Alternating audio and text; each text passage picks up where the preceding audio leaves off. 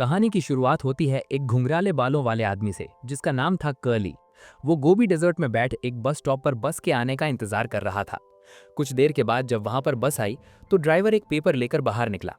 Curly बस के अंदर गया और देखा तो पूरी बस खाली थी। वो एक सीट पर जाकर बैठ गया और उसके कुछ देर बाद वहां पर एक लड़की आई जिसके पास दो बंदूकें थी, जिसका नाम था ब्लॉन्ड। वो धीरे से बस के अंदर आई और कर्ली से बात करने लगी। कर्ली को पता चल गया था कि वो उसे वहां मारने आई है, मगर इससे पहले कि वो अपनी राइफल उठाता, लड़की ने उस पर गोलियां चला दी और कर्ली वहीं पर मर गया। अब कहानी में कुछ दिन पीछे जाते हैं। अब हम देखते हैं जॉन नाम के एक आदमी को जो कसीनो में बैठ के अपनी किस्मत आजमा रहा था। वो एक मशीन पर बैठा और गेम खेलने लगा, मगर उसकी किस्मत खराब थी और वो पैसे हार गया। कुछ देर के बाद उसने किस्मत आजमाने की एक और जगह सोची। उसी कसीनो में एक कॉन्टेस्ट चल रहा था। एक बहुत ही मशहूर आदमी की नकल करनी थी जिसका नाम था एल्विस। उसने उस कंपटीशन में पार्ट लिया और वो एल्विस की तरह एक्टिंग करने लगा स्टेज पर। जब उसकी परफॉर्मेंस खत्म हुई उसको कुछ नहीं मिला और पूरा क्लब खाली हो गया था सिवाय एक लड़की के। वो जॉन को देख रही थी और उसकी परफॉर्मेंस एंजॉय कर रही थी।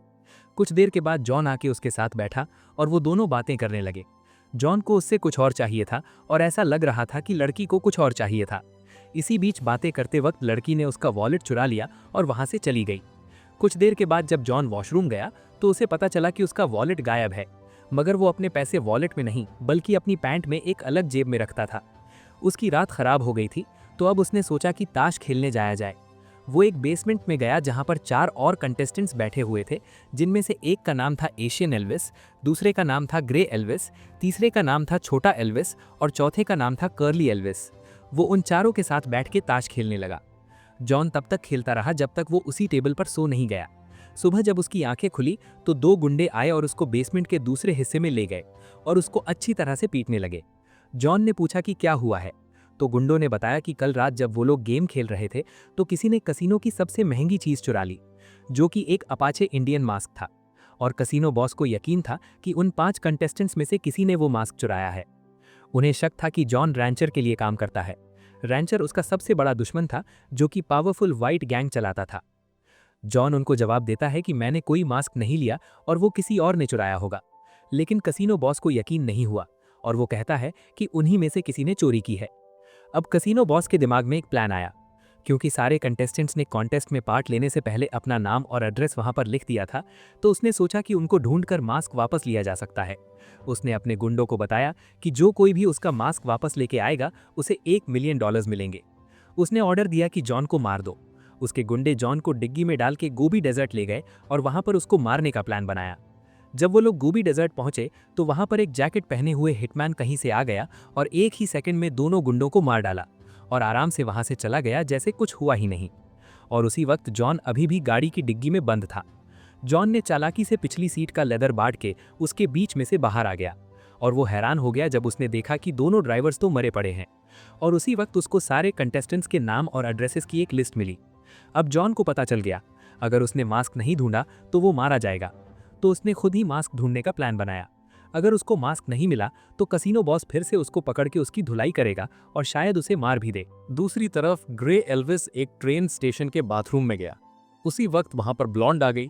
ब्लॉन्ड ने उसे बाथरूम में धकेल लिया और उसे कहा कि उसे मास्क दे दो। जब ग्रे एल्विस ने उसकी बात नहीं मानी तो ब्लॉन्ड ने उसे वहीं गोलियों से छलनी करके खत्म कर दिया और फिर उसका वॉलेट लेकर वहां से चली गई। जॉन एड्रेस पर नाम देखकर उन्हें फॉलो करने लगा। सबसे पहले वो कर्ली एल्विस के घर गया। वहां पर जाके उसने देखा कि पूरा घर खाली था। वो इधर उधर देखने लगा। तभी अचानक एक लड़की अंदर आई जिसका नाम था सिंडी, जो कि कर्ली एल्विस के पड़ोस में ही रहती थी। वो थोड़ी सी अजीब थी और उससे बात करना नहीं आता था, मगर वो फिर भी जॉन से बात करने लगी। जॉन ने उसे कहा कि वो उसे नहीं जानती और वो वहां से चली जाए, तो सिंडी वहां से जाने लगी। सिंडी जैसे ही बाहर गई, हिटमैन ने उसे बंदूक की नोक पर बंदी बना लिया। उसने जॉन से कहा कि मुझे वो मास्क दे दो वरना मैं इस लड़की को मार दूंगा। जब वो ये बात कर रहा था, अचानक सिंडी ने उस हिटमैन का हाथ काट लिया और जॉन ने उसे जोर से मुक्का मारा। उन दोनों को लगा कि अब वो वहां से भाग सकते हैं, लेकिन उसी वक्त वहां पर एक और हिटमैन आया जिसका नाम था डेनिम हिटमैन। सिंडी ने डेनिम हिटमैन को धोखा देने के लिए चिल्लाई और कहा उसके पीछे पुलिस वाला खड़ा है। जैसे ही डेनिम हिटमैन पीछे मुड़ा, वो दोनों वहीं से भाग गए। वो दोनों वहां से भाग रहे थे, मगर डेनिम हिटमैन ऊपर से उन पर गोलियां बरसा रहा था। और सबसे अच्छी बात तो ये रही कि उन्हें एक भी गोली नहीं लग रही थी। जॉन ने सोचा कि पुलिस को बता देना चाहिए कि क्या हो रहा है और उनको गुंडों ने कैसे मारने की कोशिश की है। इसी वक्त सिंडी ने उसको बताया कि पुलिस को बताना बेकार है, क्योंकि वो दोनों पुलिस वाले रैंचर के लिए काम करते हैं और दूसरी तरफ कसिनो बॉस भी उन्हें पैसे लेते हैं।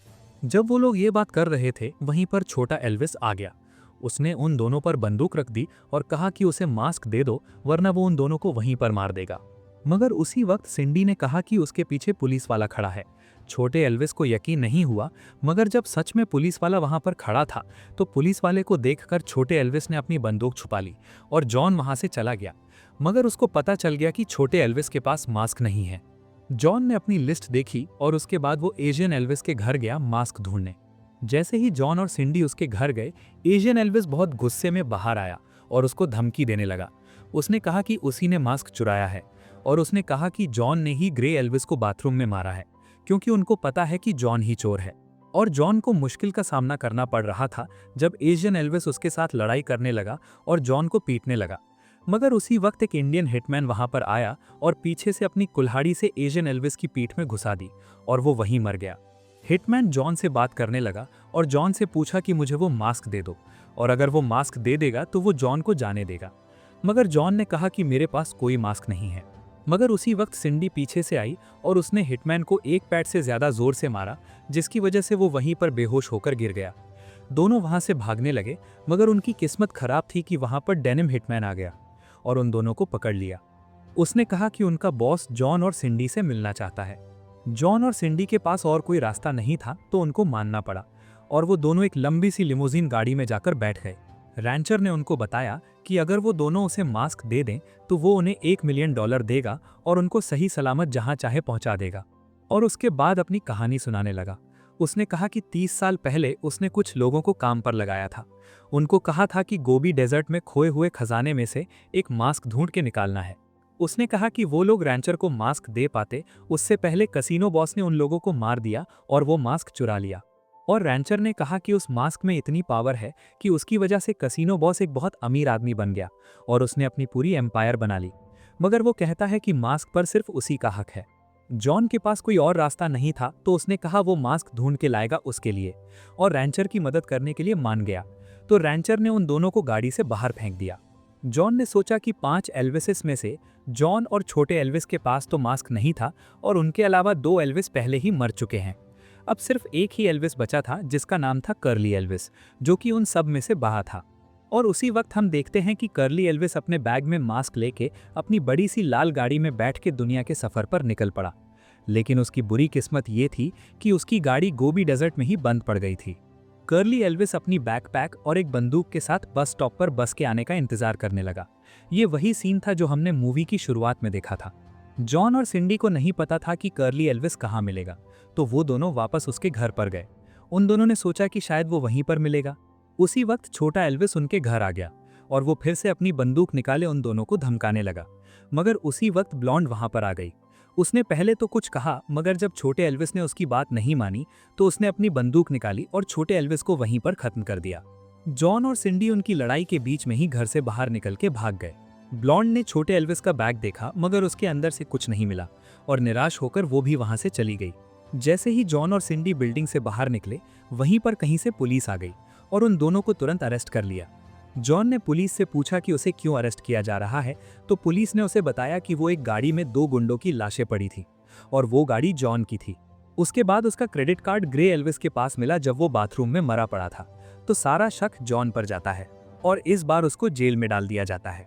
जेल के अंदर उसे वही चोर औरत मिलती है जो उसे क्लब में मिली थी और जिसने उसका वॉलेट चुराया था। वो दोनों बात करने लगते हैं। हालांकि जॉन बहुत गुस्सा था उस पर, क्योंकि उसने उसके साथ अच्छा नहीं किया था। मगर अब वो दोनों जेल में थे। वो दोनों बात करते तो जॉन को पता चला कि वो एक कॉल गर्ल है। उस लड़की ने जॉन से मास्क के बारे में पूछा। वो कहती है कि उसने सब कुछ सुन लिया था जब वो रैंचर के एक आदमी के साथ थी और उसने सब कुछ नोट कर लिया था। अगली सुबह जॉन जेल से छूट जाता है। असल में सिंडी ने पुलिस को एक बड़ी रकम देकर उसे छुड़ा दिया था। जब ये चोर औरत को ये पता चला तो वो थोड़ी सी नाराज हो गई और बातों ही बातों में उसने चुपके से पुलिस वालों की जेब से चाबी चुरा ली थी। और उसी वक्त पुलिस को एक रिपोर्ट मिली कि गोबी डेजर्ट में एक फैंसी गाड़ी बंद पड़ी है। जब पुलिस वहां गई तो उन्हें पता चला कि ये एल्विस की गाड़ी है, क्योंकि वहां पर एल्विस कंपटीशन की ट्रॉफी भी पड़ी हुई थी। 2 पुलिस वाले जॉन और सिंडी को उस गोबी डेजर्ट ले गए। उसके बाद जैसे ही जॉन और सिंडी बस स्टॉप पर पहुंचे तो उन्हें पता चला कि ब्लॉन्ड पहले ही कर्ली एल्विस को मार के वहां से जा चुकी थी। वो जैसे ही वहां पहुंचे तभी अचानक बस का दरवाजा खुला तो वहां पर डेनिम हिटमैन और इंडियन हिटमैन दोनों आमने सामने आ गए और एक बहुत ही खून खराबे वाली लड़ाई शुरू हो गई। पुलिस ने उस लड़ाई में खुद को बचाने की कोशिश की, मगर डेनिम हिटमैन ने उन दोनों को सेकंड्स में ही खत्म कर दिया। जिसके बाद इंडियन हिटमैन ने कुल्हाड़ी उठा ली और रैंचर के दूसरे गुंडे को डेनिम हिटमैन के सामने ही मार दिया। जब ये सब कुछ हो रहा था, सिंडी जल्दी से बस के अंदर गई। वहां उसने देखा कि 2 लाशें पड़ी हुई थीं और वहां पर एक हार्ट से लिखा हुआ नोट पड़ा था, जिसमें लिखा हुआ था कि अगर कोई भी उस अपाचे मास्क को लेना चाहता है तो वो $1 मिलियन के साथ पहाड़ों में एक झोपड़ी है, वहां आकर डील कर सकता है। बाहर लड़ाई अभी भी जारी थी, जिसके बाद इंडियन हिटमैन ने ऊपर से कूद के डेनिम हिटमैन को वहीं पर मार डाला।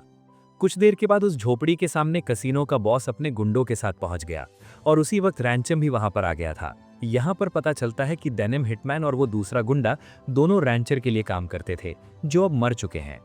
उसी वक्त सिंडी ने पीछे से आकर कसिनो बॉस के सर पे बंदूक रख दी और उसी वक्त उसने सबको बता दिया कि वो रैंचर की बेटी है। उसने सबको बताया कि वो पूरा वक्त जॉन का पीछा कर रही थी और सारी बातें अपने बाप को बता रही थी।